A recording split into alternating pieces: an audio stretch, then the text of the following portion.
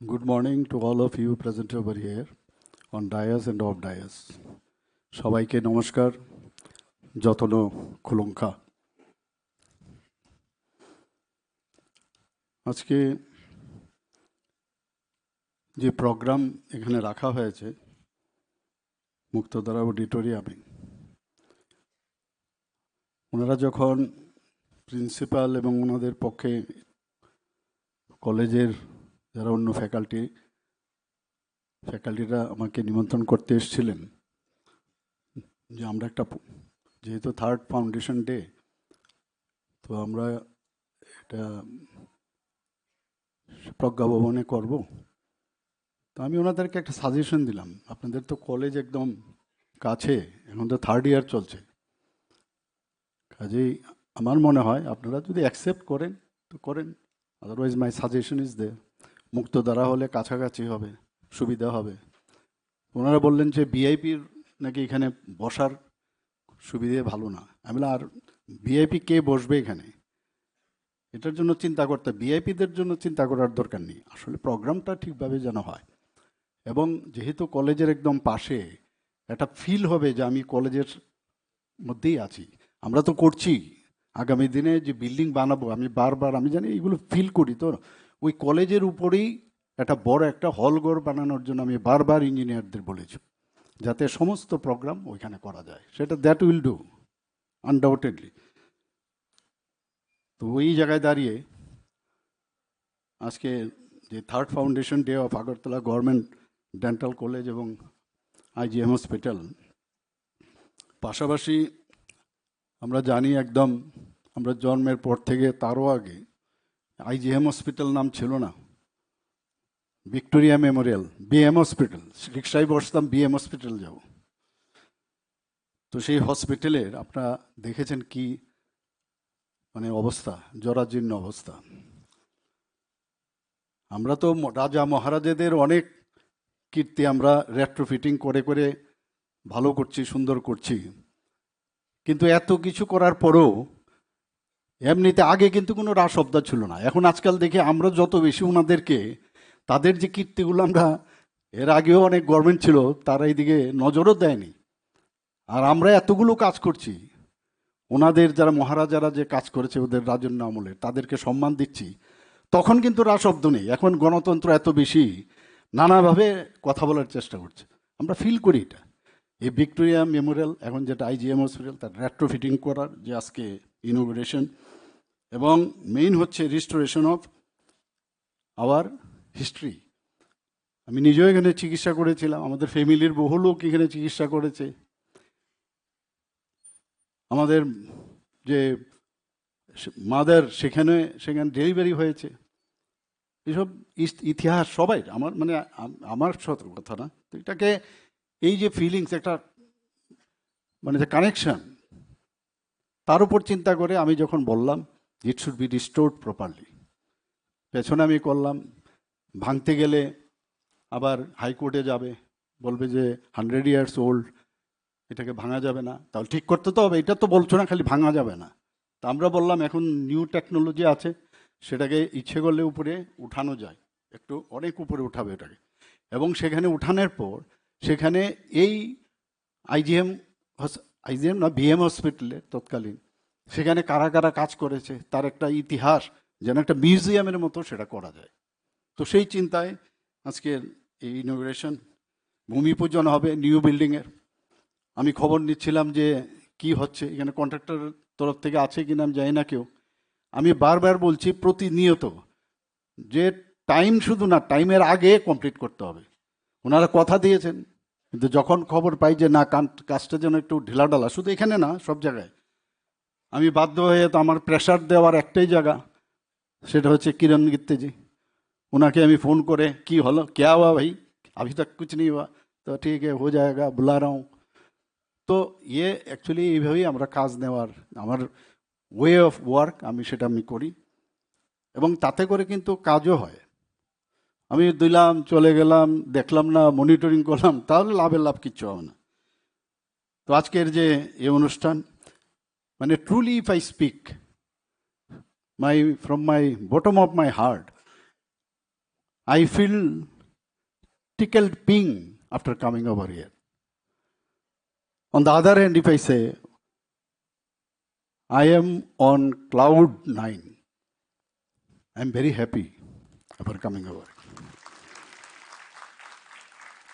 এখানে উপস্থিত মঞ্চে আমাদের হেলথ ডিপার্টমেন্টের secretary health Shri Kiran Gitteji, mission director NHM doctor Saju Wahed, ওনাকে আমাদের যে এনএচএমের মাল্টি পারপাস ওয়ার্ক, এখানে মাল্টি ডাইমেনশনাল ওয়ার্ক, আমরা ভাবলাম যে কাকে দেওয়া যায়, তো ওনার যে কাজ আমরা দেখে এসেছি, এত সুন্দর প্রাইজও পেয়েছে ন্যাশনালি। আমি ওনাকে বললাম আপনাকে কিন্তু একটা ভালো কাজ দিচ্ছে, এবং এখানে অনেক ধরনের কথা আমি শুনি, আপনি এটাকে গুছিয়ে তারপর আমার কাছে আসবেন। উনি চেয়েছেন আবার সেই ডেপুটেশনে যেতে, আমি বললাম দেবো না আপনাকে ডেপুটেশনে, এনওসি আমি দেবো না, যতক্ষণ ধরে এটাকে মানুষ না করবেন ততক্ষণ দেবো না। তো হিজ হিয়ার। আমাদের মাঝে উপস্থিত আছেন doctor Debashree Debbarma, director health services, government of Tripura. আইজিএমের আগে উনি সুপারিনটেন্ডেন্ট ছিলেন, মেডিকেল সুপারিনটেন্ডেন্ট। ওনাকেও ডেকে পাঠালাম।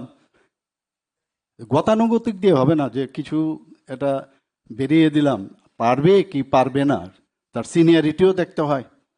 সিনিয়রিটি দেখে কেউ যদি আবার কোনো সময় এটা চ্যালেঞ্জ হয়, তো সব কিছু দেখে ওনাকে যখন বললাম, উনি বললেন যে আমি রেডি আছি। তো এখানে doctor Debashree Debbarma DHS, professor doctor HP Sharma, director medical education. যত মেডিকেল ইনস্টিটিউশন আছে ত্রিপুরাতে, সেটা মেডিকেল কলেজই হোক, ডেন্টাল কলেজই হোক, আমাদের যে ANM, GNM, pharmacology college, everything it comes under him. ওনাকেও আমি খুব বারবার জিজ্ঞেস করি যে কি হচ্ছে, কি খবর, কোনো জায়গায় যদি দেখি একটু সমস্যা। তাছাড়া আমাদের মাঝে উপস্থিত director family welfare and preventive medicine doctor Anjan Das. এদের একদম মানে আমরা বলি না, তৃণমূল স্তরে সমস্ত আমাদের ডিফারেন্ট যে ওয়ার্ক, মাননীয় প্রধানমন্ত্রীজি যেটা খুব জোর দেন যে হেলথ সেক্টরে হেলথ সমস্ত ঘরে ঘরে পৌঁছানোর দায়িত্বে আজকে এখানে, এবং প্রিভেনশনের দিক দিয়ে চিন্তা করতে হবে, এবং ফ্যামিলি ওয়েলফেয়ারের যা যা আছে আমরা সবাই জানি উনি দায়িত্বে আছেন। যাকে আজকে আমরা এখানে দেখলাম, প্রথমেই আমাদের যে স্বাগত ভাষণ রাখলেন, এই গভর্নমেন্ট ডেন্টাল কলেজের যিনি প্রিন্সিপাল মহোদয়া প্রফেসর ডক্টর শালু রায়, উনি এখানে এই কলেজের কি নতুন কি হচ্ছে, কারা প্রাইজ পেয়েছে, এবং আমার সবচেয়ে ভালো লাগলো উনি যখন বললেন যে এখানে আইসিএম এর প্রজেক্টের কিছু ছেলে এখানে চান্স পেয়েছে। এটা তো সাংঘাতিক বিষয় যে এই থার্ড ইয়ার মাত্র, এর মধ্যেই এই ধরনের প্রজেক্ট চলে আসছে, কাজ করছে। I must congratulate her and to the students also.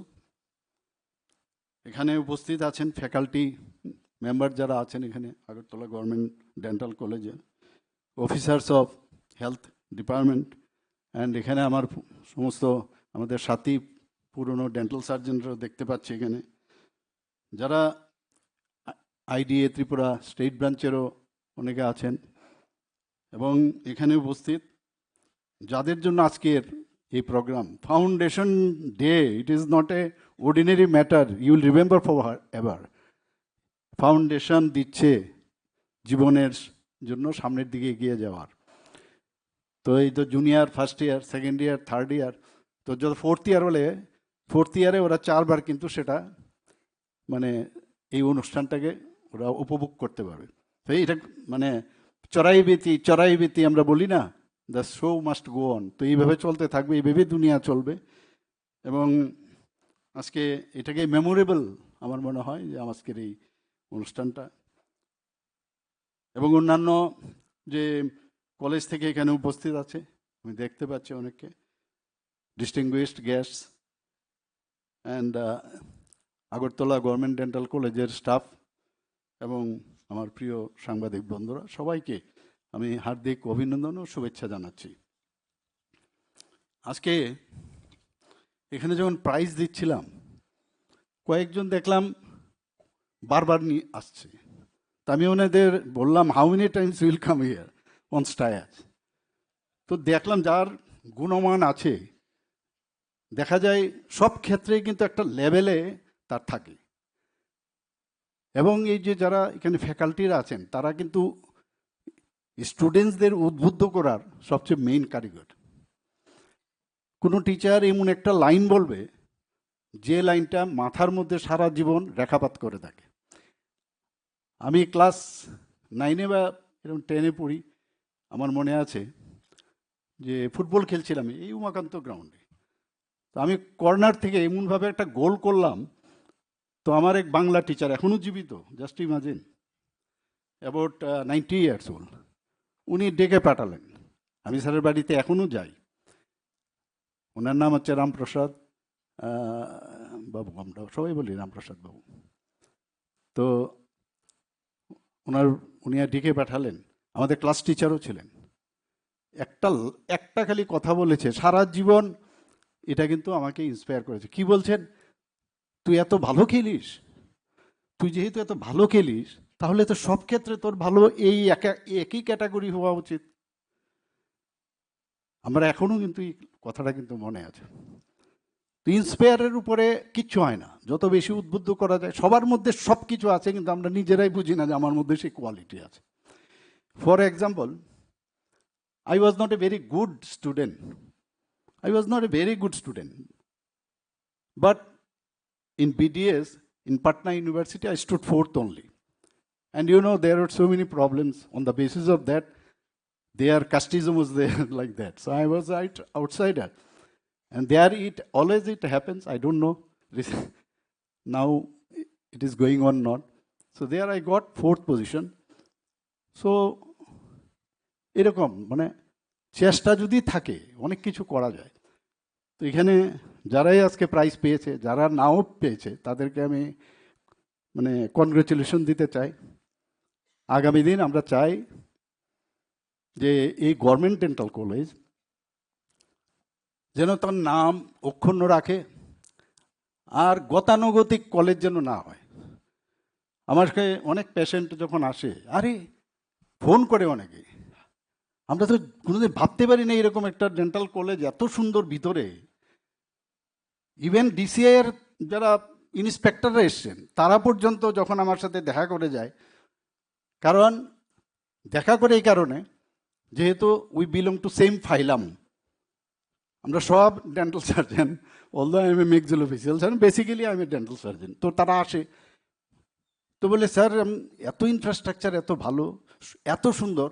এবং ডিসিআইয়ের মিটিংয়েও আমি যখন গিয়েছি, সেখানেও কিন্তু প্রেসিডেন্ট ডিসিআইয়ের উনি বলছিলেন সবাইকে যে এত 7 থেকে 8 মাস 9 মাসের মধ্যে একটা ডেন্টাল কলেজ খুলে ফেলেছে, এবং গিয়ে দেখুন আপনারা, one of the best dental college in the country now. তা আমাদের জন্য যখন বলে কেউ ফোন করে, খুব ভালো লাগে আমাদের।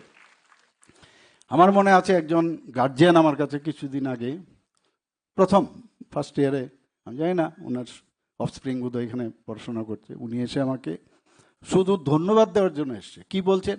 যে আমার মতো গরিব মানুষের পক্ষে আমার সন্তানের এই ডাক্তারি পড়ানো অসম্ভব ছিল।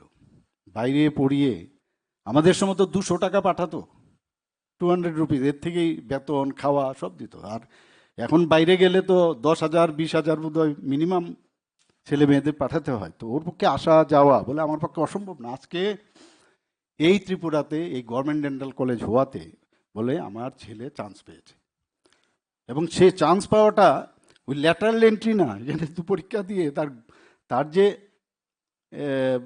যে একাডেমিক এক্সিলেন্স, তার উপর ভিত্তি করে সে পেয়েছে। এখন তো সুবিধা নেই, যে ব্যবস্থা করেছে এখন মাননীয় প্রধানমন্ত্রীজি, যে কোনো রকম করাপশন কিভাবে বন্ধ করা যায়, সেইভাবেই সবার সিলেকশন হয়। তো all are good students over here. কাউকে ওই টেনে এনে ওই কাউকে আমার ওই যে স্কুলের বা কলেজের কোনো রকম কোটা আছে কি না, এই সিস্টেম তো আর নেই। তো ওইগুলো আমার ভালো লাগে, এবং যখন ফিল করি আমি। এখানে আরেকটা মজার বিষয় আমি না বললে নাই হয়, একজন নিয়মিত উপস্থিত একজন প্রাইজ দিল, 2জন বা 3জন। আমি কিন্তু এটা পেয়েছিলাম। ক্লাস একদম ছোট যখন ছিলাম, কারণ এমনিতে পড়াশোনাতে তো ফার্স্ট সেকেন্ড হতে পারি না, কিন্তু নিয়মিত উপস্থিতিতে I was very much thrilled, মানে এত ভালো লাগছিল আমার। এবং বাড়িতে গিয়ে যখন এটা দেখালাম, একটা স্টেজে যিনি প্রাইজ দেবেন ওনার থেকে প্রাইজ পাওয়া, তো পড়াশোনা করে পারি না, তো এটার মধ্যে দেখলাম এটা খুব ইজি কিন্তু। এবং এতে করে কিন্তু ডিসিপ্লিনের যে বিষয় সেটা কিন্তু লাইফে আসে, যে আমি ঝড় বৃষ্টি এই যে এটা কিন্তু একটা ডিসিপ্লিন ইন লাইফে। ফার্স্ট সেকেন্ড থার্ড হলেই যে সব কিছু জয় হয়ে যাবে এরকম না, এই যে ডিসিপ্লিন লাইন, কিন্তু লাইফ ইজ ভেরি ইম্পর্টেন্ট।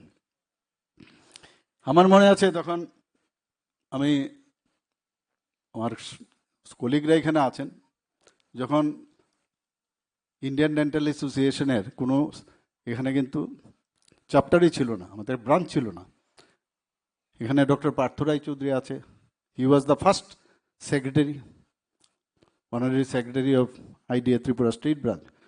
1 বছর ছিল, আমি আসলাম, এসে আমি বোধহয় প্রায় 10 থেকে 12 বছর কন্টিনিউয়াসলি আমি অলওয়েজ একটা প্রোঅ্যাক্টিভ, আমার সব জায়গায় যেখানে যাই প্রোঅ্যাক্টিভ। সেখানে এই ডেন্টাল যে আমাদের অ্যাসোসিয়েশন আছে, মন্ত্রীদের এখানে যেতাম, ওই গিয়ে বলতাম চাকরি নেই, চাকরি দিন। আমাদের তো, আমি তো এসে যেদিন আমি ডে 1 থেকে আগরতলা এসেছি সেদিন থেকে আমি প্র্যাকটিস স্টার্ট করেছি। এত কনফিডেন্স ছিল তখন। পিজির সিট খুব কম, আমাদের কলেজে ছিল না, 1-2 কলেজে সারা ভারতবর্ষের মধ্যে কয়েকটা জায়গায় ছিল, বোম্বে এবং